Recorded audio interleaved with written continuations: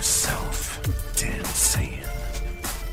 We finally get Dragon Ball Kakumei Chapter 21, and this one looks intense. After the cliffhanger we got in the last chapter where the ending was all colored, we get the beginning of this entire chapter in full color. We get Caulifla, Cabba, the lieutenant, and Bulma. They're flying away from the scene, just have saved Bulma's life, and they're heading toward, I don't even know, because this being is strong fast enough to basically go anywhere on the planet. They're not going to be really able to hide her, not for very long. But even though there's danger, Bulma wants to stop because she's got something to tell them. So the lieutenant finds a spot, a divot in the canyon, where they can all basically take a timeout and reevaluate their options. Bulma has been hiding something up her sleeve. She's taken precautions for this very moment. Remember, they've all been training and essentially looking forward to the day where the angels come back, so it would make sense that Bulma would be the type to kind of have her shit together faster than everybody else. So weirdly, Cabba is the one that recognizes what the capsule actually is. It reduces things into a very small space.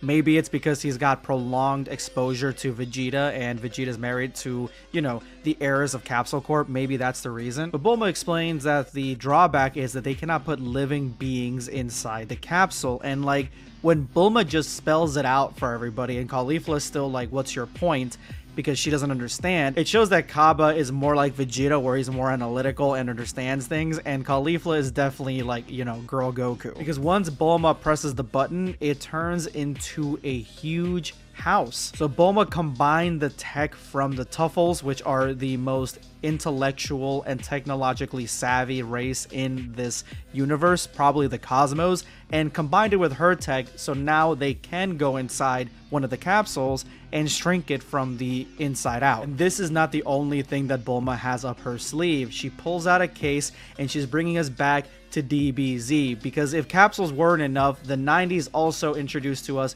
scouters, and she has a few of them, except these are designed differently. They don't even cover the entire eye. They kind of just look like arrows, and I think what she's hinting at is that they can all wear these, keep in touch with each other, and she will hide in the capsule. And she thanks them for keeping her safe. I guess they'd have to keep the capsule safe too, because if the angels or the venerable heir or his minions find the capsule, they can just easily destroy her inside by just crushing it. And this is like a sizable capsule. It's not like a mini capsule like what we've seen before. This one looks like it's the size of, you know, your hand. You can kind of like take a good hold on it. It's not as easy to hide as a regular capsule would be. Hopefully they won't ever lose it, but I think that Bulma has the control of shrinking and growing from the inside as well. Plus now she can communicate with the rest of the team. Bulma made herself like a 5-star luxury hotel inside the capsule. Like, she's got the lazy boy up, got her feet up. She's gonna just chill in there, and hopefully they keep her safe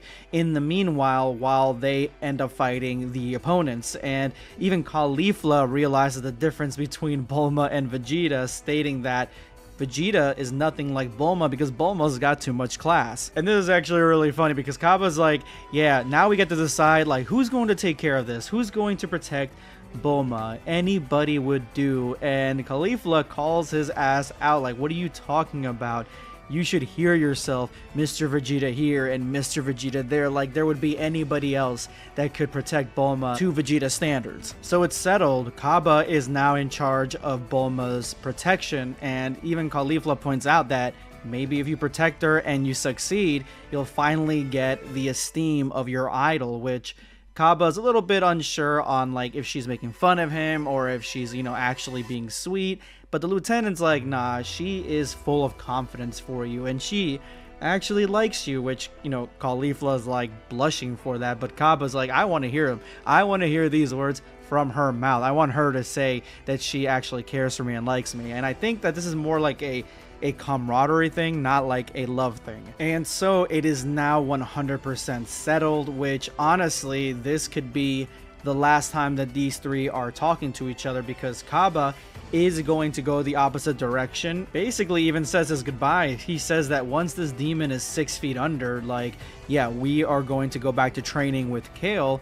And Admiral Fennel, which I've been calling Lieutenant, my bad, Admiral, she decides to go with Caulifla and go back to the demon to eliminate it, or at least buy time in order for Cabba to get far enough away to save Bulma, and that is the new plan. They're about to go, they're ready for it, it's time to jump into gear, and Bulma stops them, and the reason is simple. Cabba, you don't need to keep protecting me. That's the whole point I made the capsule.